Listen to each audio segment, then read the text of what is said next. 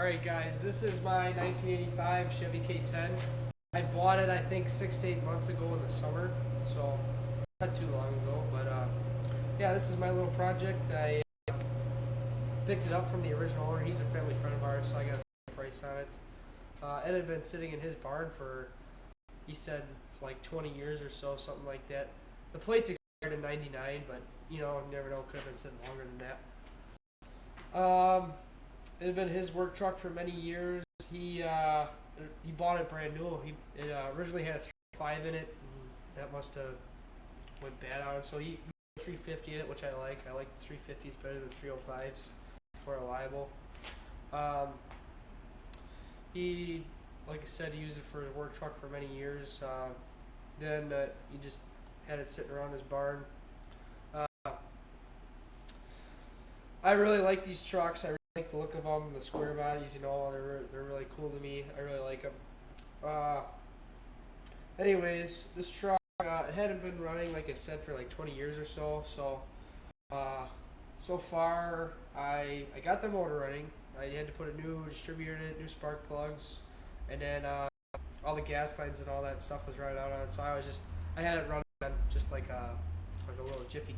I had it go. I went past 85, so overdrive and all that must work.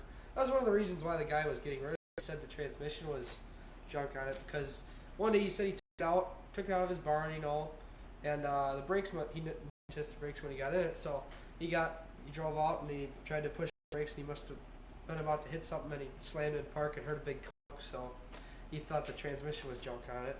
But it worked just fine so far. We'll see what it gets like on the road. I mean, you never know, there might be something wrong with it internally, you know. I mean, you never know. What else have I done to this thing so far? Oh, so it had been sitting for a long time, you know. So out through here, front, all that stuff. I got wheel cylinders on the back. I got calipers, but they are the wrong ones. They don't match up with the flexible lines the right way they should, so I have to take those back.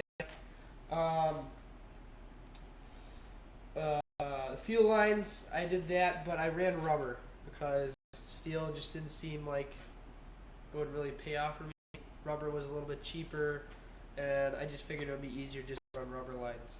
I bought a gas tank for it, but before I put the gas tank in, here, let me show you this. There's a really big hole on the driver's side. Probably shove a basketball down there.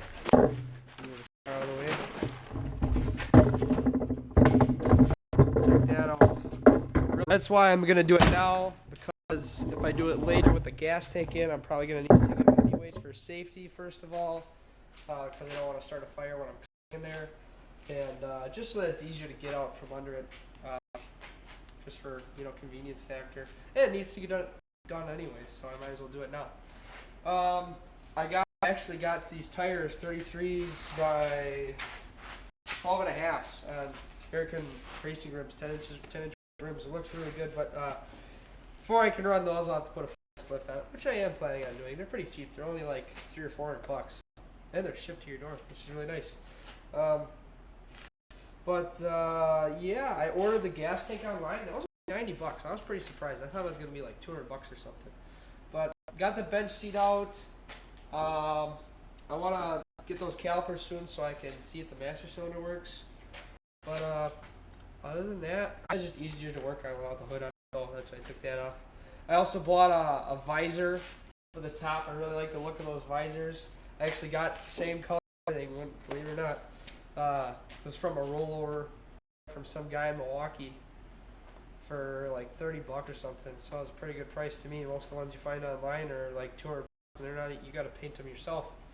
So I was really glad I found one of those, even with the same color, because the guy before me, he did repaint it. It did used to be the baby blue of, you know, what they painted those custom deluxe trucks, the work trucks, you know. But this truck doesn't have. It is a work truck, so it doesn't have automatic windows or anything like that. Anything fancy. No AC, but that's okay. That's fine by me.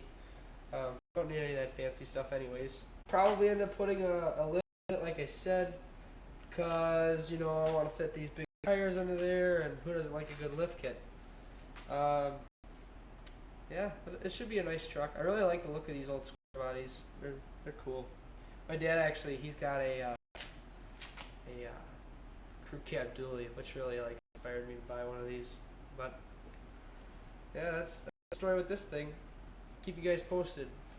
More updates and stuff, how to's and all that kind of good stuff. Catch you later.